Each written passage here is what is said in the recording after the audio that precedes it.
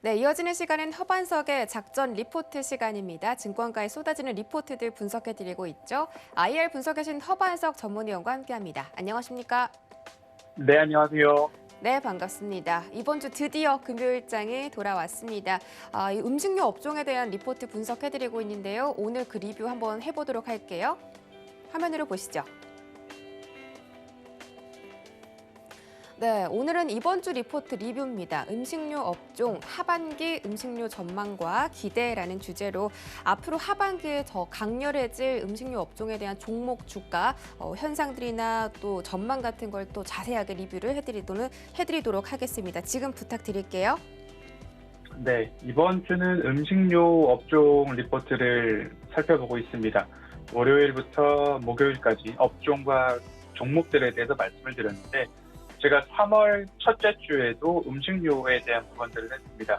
그렇기 때문에 음식료 하반기에 대한 전망과 기대, 어떤지 좀 살펴보아야 될 것 같고요. 그래도 먹는 것에 있어서는 장난은 치면 안 된다라는 사회적 합의가 강하게 있고요.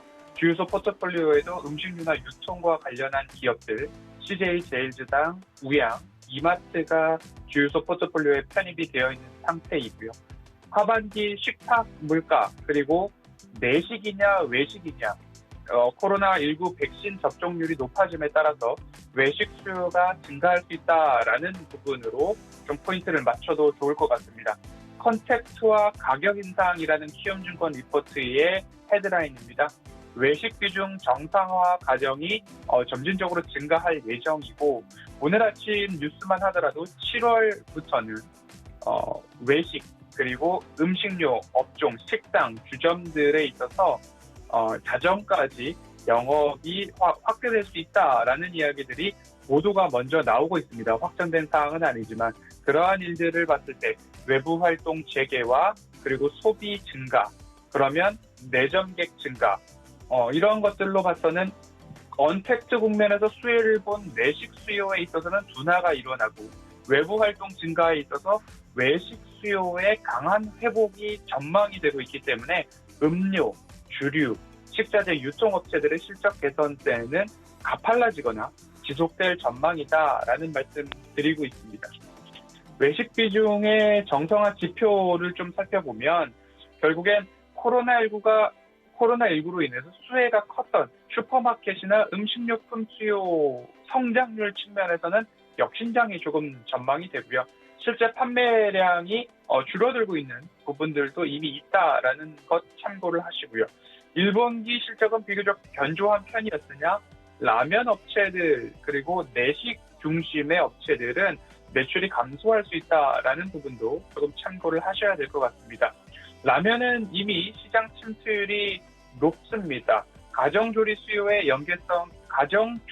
수요와 연계된 햄이나 소세지 제품군들도 조금은 역신장할 수 있다라는 부분이지만, 구조적으로 가정 간편식 같은 쪽으로는 오히려 양호한 매출 흐름이 증가할 수 있다. 편리함을 누렸던 사람들의 식습관 그리고 생활 패턴들은 변하지는 않을 것이다 라는 부분에 있어서 이커머스 이야기는 조금 다르겠지만 그래도 코로나19 이후에도 증가할 수 있다라는 부분 참고해 볼 수도 있을 것 같습니다.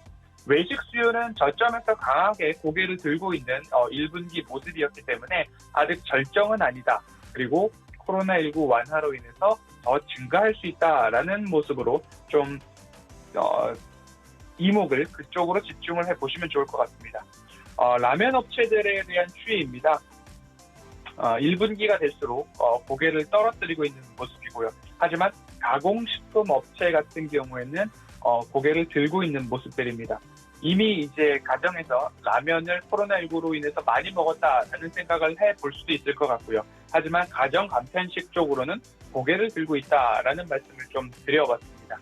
그래서 결국엔 곡물가 인상은 이 원가를 판매 가격에 전가시키기에 좋은 기업들을 좀 보시고, 다양한 캐시 플로우, 다양한 포트폴리오가 있는 기업들 위주로 보시면 좋겠다라는 말씀을 드렸고, 그렇게 된다면 중장기적으로 이익 레벨 확장 측면에서 경쟁사 대비 그래도 나은 이익을 낼 수 있는 기업들을 보시자라는 말씀을 드렸습니다.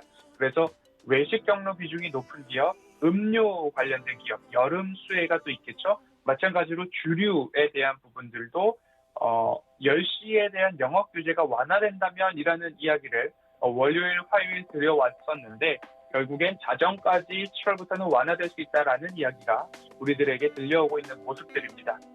그러면서 이제 화요일 CJ 제일제당을 말씀을 드렸습니다. 여전히 매출액과 영업이익 좋은 부분이고요. 식품 분야의 영업이익은 전년 대비 600억 원 증가하고 있고요. 바이오 부분도 직전 분기 대비 60억 원, 피드앤케어라고 하는 사료를 포함한 F&C 부분에서도 직전 분기 대비 400억 원 이상의 영업이익이 증가하고 있는 그런 흐름입니다. 2분기 가이던스를 CJ제일제당은 미드 투 하이 싱글이라고 이야기를 했습니다. 영업이익률은 8에서 9%를 추정하고 있다. 다만 대한통운에 대한 부분들을 제외한 연결 영업이익을 이야기를 하고 있습니다. 그럼 매출 증가율은 5%는 그래도 넘어갈 수 있다라는 이야기들이 좀 나오고 있는 CJ제일제당의 2분기 가이던스였습니다.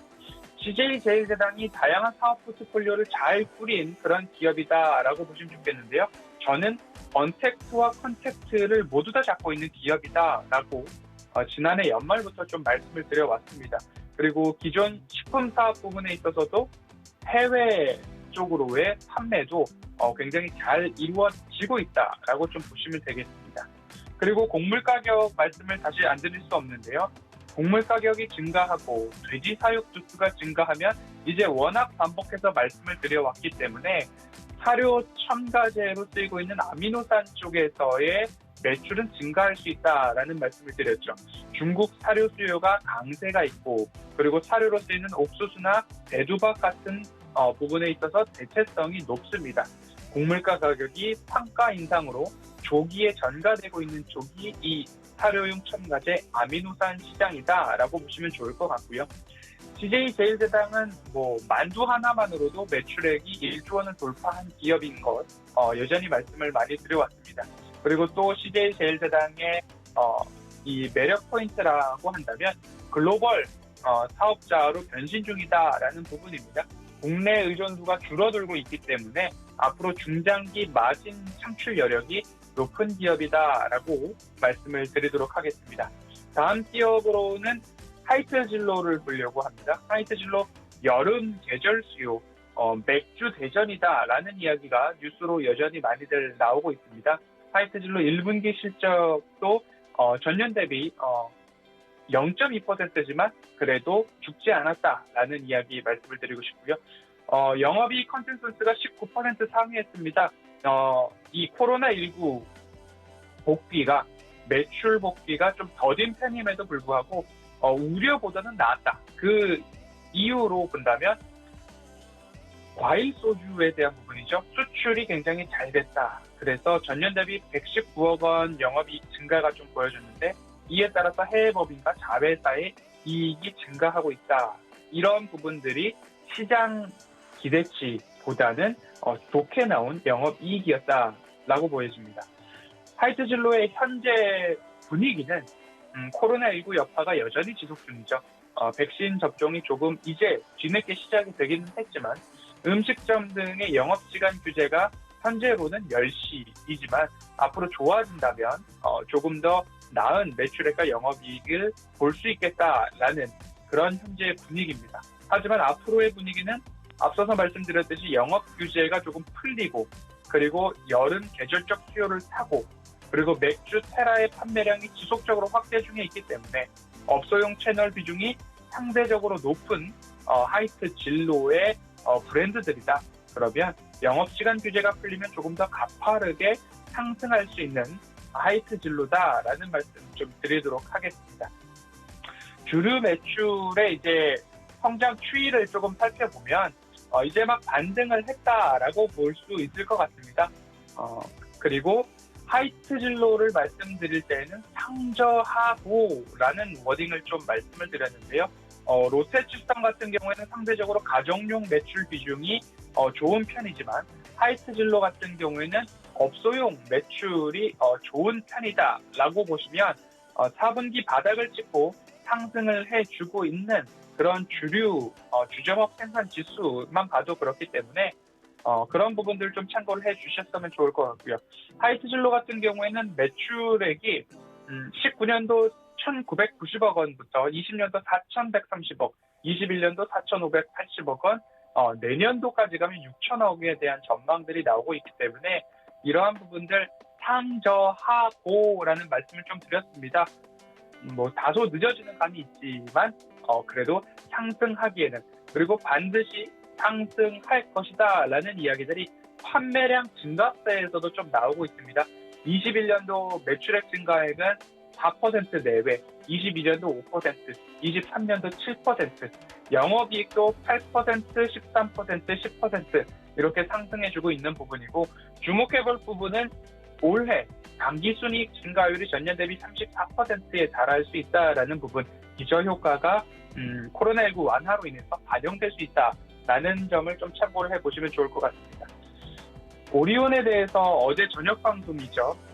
주유소를 통해서도 오리온을 좀 말씀을 드렸습니다. 굉장히 좋습니다. 매출액, 영업이익 증가율, 공장 가동률 전체적으로 좋은데 주가는 아직 바닥에 있다라는 말씀을 좀 드렸습니다. 기저효과가 조금 있는 부분들도 있고요. 1분기와 4분기는 조금 비성수기라는 계절적 요소도 있습니다. 하지만 매출액과 영업이익은 과자, 초코파이를 팔아서 매출액 2조를 넘기고 있는 기업이다라는 부분이고요. 1분기 매출액과 영업이익은 전년 대비 11% 매출 신장을 보였고요. 영업이익도 5% 이상의 증가를 좀 보였습니다. 시장 컨센서스로는 조금 소폭 하회한 모습이지만 글로벌 원재료 단가 상승에 대한 부분들이 좀 있었고, 중국 춘절 이후에 매대 회전율 같은 경우에는 재고를 이제 떨어야 되기 때문에 3월 출고가 좀 저조했던 부분들이 있습니다. 오리온의 사업 구성은 제과 산업 단 하나죠. 이걸로 매출액 2조, 영업이익 3,700억, 당기순이익 3천억을 넘어가고 있고, 영업이익률이 17%에 육박한 기업입니다. 매출액 증가율도 19, 20, 21년도를 보면 5%, 10%, 8% 증가하고 있고요. 영업이익률도 18년도부터 꾸준하게 증가하고 있습니다. 18년도 14.6%, 19년도 16.2%, 20년도와 21년도 각각 16.9%, 17% 육박한 부분이고요. 공장 가동률을 조금 디테일하게 말씀을 드려보면 국내 2, 3, 4, 5 공장은 54, 56, 60, 81%의 공장 가동률을 보이고 있고요. 베트남은 67%, 중국은 60%, 러시아 지역에서는 121%의 공장 가동률이 1분기 보고서를 통해서 나오고 있어서 여전히 굉장히 강한 모습이다라고 좀 보시면 좋을 것 같습니다. 그렇기 때문에 펀더멘털과 방향성에 문제가 없고 향후 수십 년간 중국뿐만 아니라 베트남, 러시아에서도 제과 시장에서 성장할 기업이면 분명하다. 하지만 단기적으로 실적 모멘텀이 과도하게 좀 저평가 국면에 있다라고 주가를 좀 보고 있습니다. 그래서 하반기부터는 굉장히 좋아지는 그런 오리온이다라는 말씀을 드렸는데요. 18년도에도 2분기 저점으로 반등, 19년도에도 2분기 저점으로 반등, 그러면 올해도 2분기 저점으로 반등할 수 있는 그러한 패턴들이 좀 나오지 않을까라는 기대감이 있습니다. 매출액과 영업이익 모두 좋아지고 있고요. 또 한 가지 마지막으로 말씀드릴 부분은 부채 비율이 17년도에는 68%였으나 21년도에는 36%까지 줄었고요. 유보금이 17년도 1조 2,800억이었는데 올해 1분기 기준으로 1조 9천억까지 늘어난 기업입니다. 이자 보상 배율이 54배라는 이야기는 차입금을 54배 늘려도 이자를 감당할 수 있는 탄탄한 기업이다라고 보시면 좋겠고요. 매출액은 늘었으나 판매비는 좀 줄고 있는 튼실한 기업이 오리온이다. 하지만 주가는 재미없을 수도 있지만 우상향하기에는 모든 조건들을 좀 갖추지 않았나 싶습니다. 뭐 무중이나 자사주 매입 같은 그런 것들도 충분히 가능한 기업인데 기대를 해보지만 주주가치 제고를 위해서 회사에서도 뭔가 대응을 하면 좋지 않을까라는 생각까지 하게 되는 기업입니다. 탄탄하고 싸다, 그리고 괜찮다라는 말씀을 좀 드렸는데요. 음식료에 대한 부분들은 3월달 살펴보았고요. 6월달 살펴보았으니까 한 9월달 정도 되면 이 부분들에 대한 리뷰를 다시 진행해도 좋지 않을까라는 생각이 들고 있습니다. 음식료 하반기에 좋아질 것 같습니다. 그럼에도 조금 더 싼 기업은 어딘가라는 생각으로 한번 살펴보시면 어떨까 말씀을 드리도록 하겠습니다. 오늘 그리고 이번 주 음식료 섹터 여기까지 살펴보도록 하겠습니다.